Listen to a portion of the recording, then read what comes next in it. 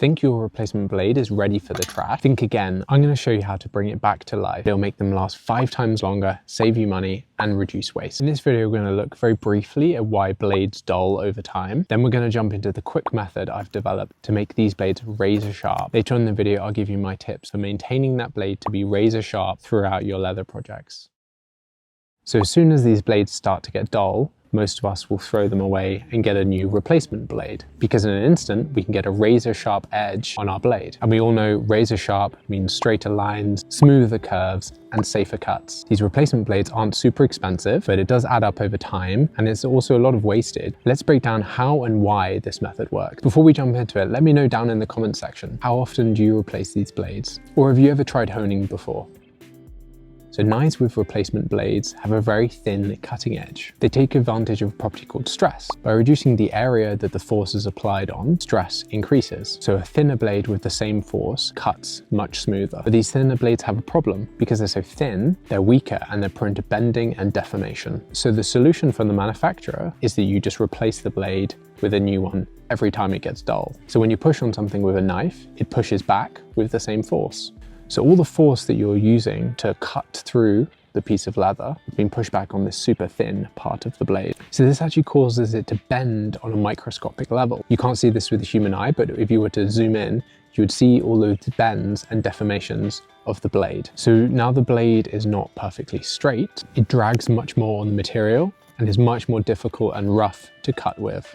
But all the material is still there, it's just bent out of shape. So with blade sharpening, we'd remove some of the material with an abrasive material, whetstone, sandpaper, etc. But these blades are not designed to be sharpened. They're so thin, and the cost of replacement versus your own time for sharpening them isn't really worth it. But what you can do is you can hone the blade. So honing is much quicker, and all honing does is remove these deformations and smooth out the blade. If you've got any value out of this video, please like it and subscribe for future tool hacks. Your support really helps me to continue making these videos. Thank you. So the method is super simple. We need some thick veg-tan, something around a 5 ounce or thicker. We are gonna need some jeweler's rouge. If you've seen any of my previous sharpening videos, like the edge beveler video, you'll know that I love jeweler's rouge. It allows you to get razor sharp blades really quickly. Maybe I'll do a deep dive video into polishing compound in the future. Know what you think down in the comments section. Now the reason that we use the two together is that when the compound is applied to the veg-tan, it acts like a really flexible honing stone, which is perfect for this delicate blade. So what we're going to do is we're going to take our veg-tan and just start rubbing the compound onto the veg-tan. We want a nice big rectangle. It should be wider than the length of the blade. We want to make sure there's a nice layer on the veg-tan. So we're going to use this veg-tan with the compound, which is called a strop, and we're going to use our strop to hone the blade.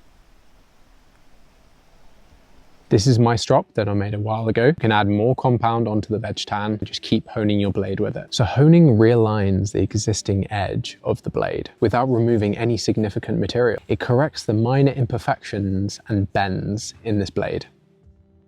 So what we want to do is we want to grab our blade and then we want to strop it back and forth on the veg-tan. It's key to make sure that the angle of the existing edge is maintained. So look at the angle of your blade and then follow that onto the veg-tan. 10 strops in either direction is probably sufficient. Then what you want to do is wipe the edge clean and inspect it under the light. It should reflect like chrome. These replacement blades are typically double-edged, so you want to make sure you do both sides and go in either direction. So now your blade is refreshed and honed and ready for cutting again. If it's not quite sharp enough, a few more passes with the strop. But don't go anywhere just yet. Let's talk about maintenance. So maintenance is key to keep that blade nice and sharp. This will just take you seconds during your crafting, but it'll save you a huge amount of time in the long run. What I like to do is when I'm working on a project is keep my strop nearby, and then in between cuts, I will just strop a few times back and forth with my blade. This keeps it razor sharp during my crafting process.